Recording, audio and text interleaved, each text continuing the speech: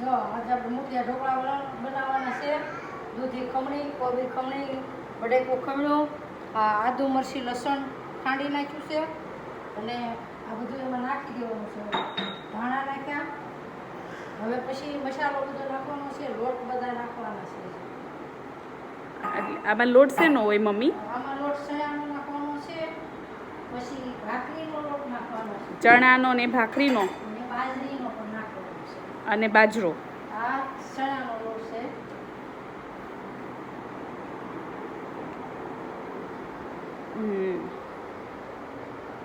ચણાનો લોટ નાખ્યો છે એમ ને? કેટલો નાખો છે? સાળી નાખવાનો આમાં, પછી ભાખરીનો નાખવાનો છે. પેલા સાળી નાખ બાજરીનો, પછી ભાખરીનો, અને પછી બધું મસાલો નાખવાનો છે, જે હળદર, મીઠું, એવું બધું નાખવાનું છે. ઉભા રહ્યો.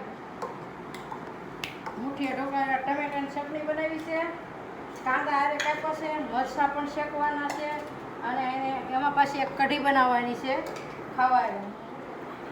મીઠું નાખવાનું સ્વાદ પ્રમાણે, જીરું નાખવાનું, હિંગ નાખવાની, હળદર નાખવાની, પછી આદુ મરચી નાખી એટલે ચટણી નહીં નાખવાની,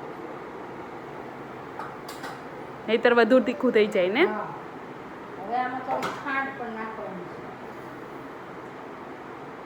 એક ચમચી ખાંડ નાખી દીધી. પછી તેલનું પણ મોણ દેવાનું છે અંદર.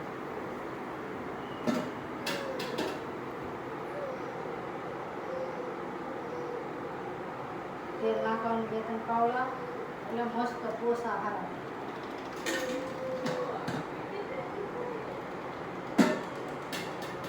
અને આ બધું આપણે ભેળવી દો. અને આ રીતે આમાં સોડા નાખી દહીં નાખવું પડે. દહીં નાખી બાંધવાનું હોય. ભાત નાખી તેલનું મોણ આપી દેવાનું. નાખી મસ્ત બનાવવાનું હોય. પછી આ કુકરમાં આ રીતે ઢોકળા વળી નાખવાનું, પછી બાફી, પછી કટકા કરી વઘારવાના છે. પછી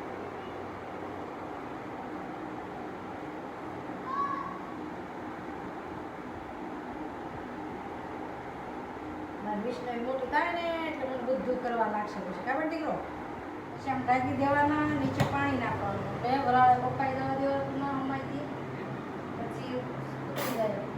આ રીતે નાના નાના કટકા કરવાના છે.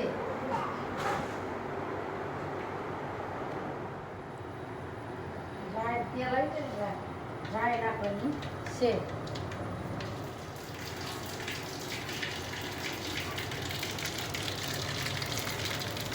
લીમડો અને તલ નાખ્યા.